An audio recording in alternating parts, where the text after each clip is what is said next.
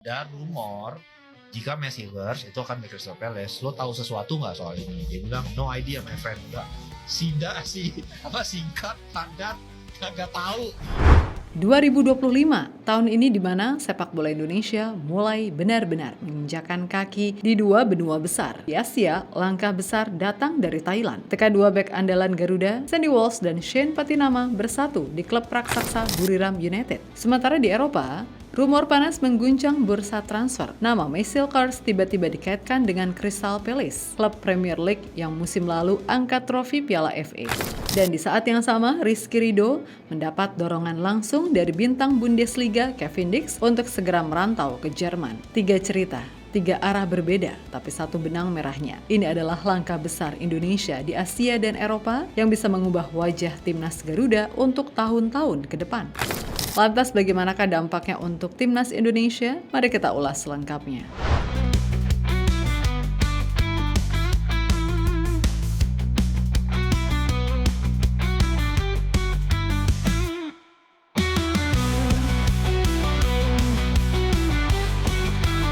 Bursa transfer Liga Thailand 2025-2026 tiba-tiba dikejutkan dengan sebuah kabar yang awalnya tidak diumumkan resmi, tapi langsung bikin heboh.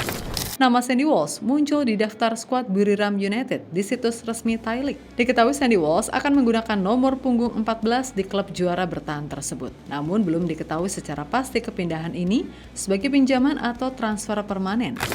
Tapi kalau dilihat dari situs Transfermarkt, transfernya tercatat permanen, sama seperti Shane Patinama yang sudah lebih dulu mendarat bulan lalu. Dari Yokohama F. Marinos, Sandy datang dengan misi jelas, tentu mencari menit bermain.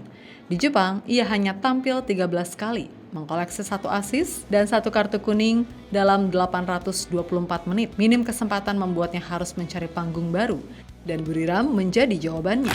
Buat Buriram, ini jackpot. Bukan cuma dapat pemain serba bisa yang bisa main di bek kanan, bek kiri, bek tengah, bahkan gelandang. Tapi juga langsung mengamankan chemistry timnas di lini belakang bersama Shane. Duet ini bukan sekedar tampil di Liga Thailand. Mereka juga akan turun di AFC Champions League Elite 2025-2026. Musim lalu Buriram tembus hingga perempat final. Dengan tambahan Sandy, mereka jelas ingin melangkah lebih jauh. Bagi sepak bola Indonesia, ini juga berarti satu hal. 2 pilar Garuda kini mengasah diri bersama di level klub melawan tim-tim elit Asia. Dan itu adalah modal emas saat kembali membela timnas di panggung internasional.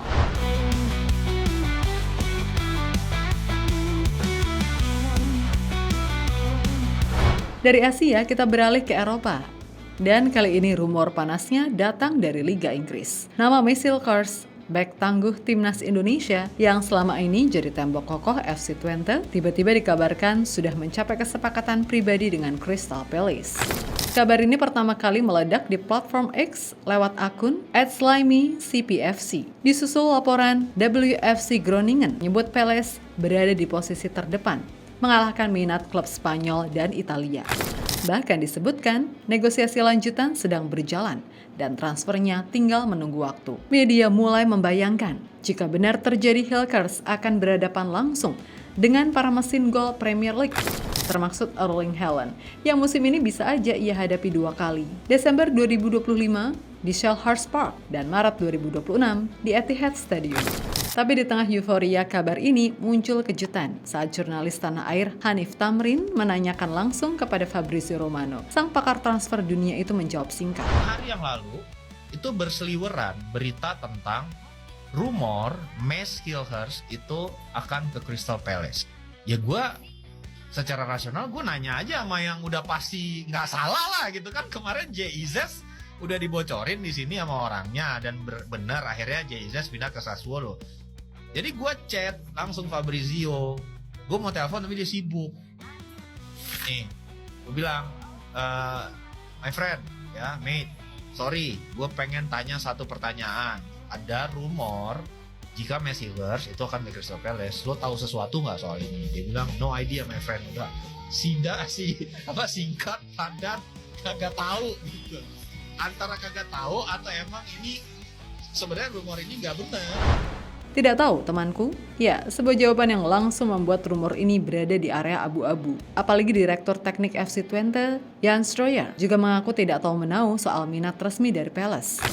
Jadi apakah Michel-Kars benar-benar akan jadi pemain Indonesia langka yang tampil di Premier League atau semua ini hanya gelembung panas bursa transfer? Jawabannya untuk sementara masih jadi misteri yang layak diikuti.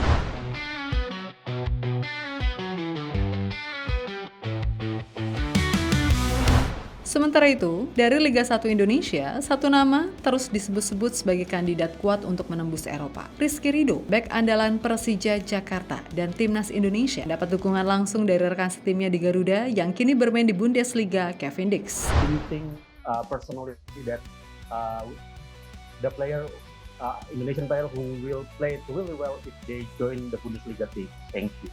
Then to your second question, yeah, I have a lot of players who can play and would grow as a player, but I think Ridho and Jay would fit in the Bundesliga. Unfortunately, Jay went to Sassuolo now, but I think it's the right step for him. We spoke a lot about it, and to grow in Italy for him is a really good thing. But I think Ridho, I spoke many times about him in Europe, would be amazing for him, and of course the Bundesliga is a big step for him. But I think in general that Ridho needs to know by himself, but I think it would be amazing for his career to join Europe football. Dalam wawancara bersama media bola.com, Dix tidak ragu menyebut Bundesliga adalah langkah besar yang cocok untuk Rizky Ridho. Bukan cuma kata-kata, dukungan ini punya langkah nyata. Juni lalu, Ridho tertangkap kamera bertemu dengan agen Eropa ternama, Hakim Slimani, yang juga menaungi Kevin Dix. Agensi Grandstand yang ia pimpin sudah berpengalaman mengelola karir pemain di Belanda dan Liga Top Eropa. Ini menandakan pintu Ridho ke luar negeri sudah mulai terbuka. Bahkan Ragnar Oratmangun, kompatriotnya di timnas yang kini bermain di Belgia, menegaskan lewat komentar singkatnya di postingan Ridho, "Eropa menunggumu." Musim ini bisa jadi momen terakhir Ridho bersama Persija sebelum ia benar-benar melangkah ke panggung Eropa.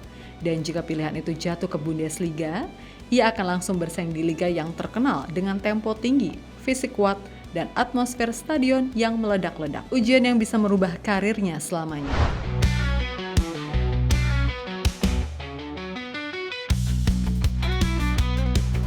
Tiga kisah ini, meski terjadi di liga dan benua berbeda, ujungnya akan bermuara ke satu titik, yaitu Timnas Indonesia. Duet Sandy Walsh dan Shane Patinama di Buriram, berarti mereka akan berlatih bersama setiap hari, membangun chemistry di lini belakang tanpa harus menunggu pemusatan latihan. Mereka juga akan menghadapi lawan-lawan kuat di Liga Thailand dan AFC Champions League yang secara langsung akan mengasah mental bertanding di level Asia.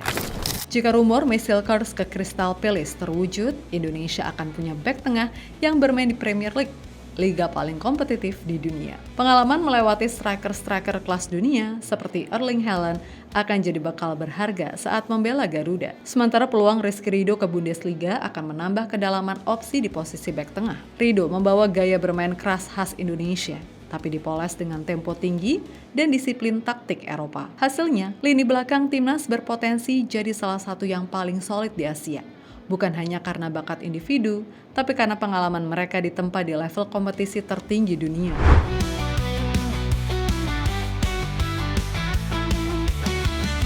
Dari rumput hijau di stadion Thunder Castle hingga gemerlap panggung Premier League sampai atmosfer panas Bundesliga, langkah para punggawa Garuda kini menjangkau dua benua sekaligus. Sandy Walsh dan Shane Patinama membawa nama Indonesia berkibar di Asia bersama Buriram United. Michel-Kars berada di pusaran rumor yang bisa membawanya ke liga paling bergengsi di dunia. Dan Rizky Ridho perlahan menapaki jalur yang bisa mengantarnya ke Jerman.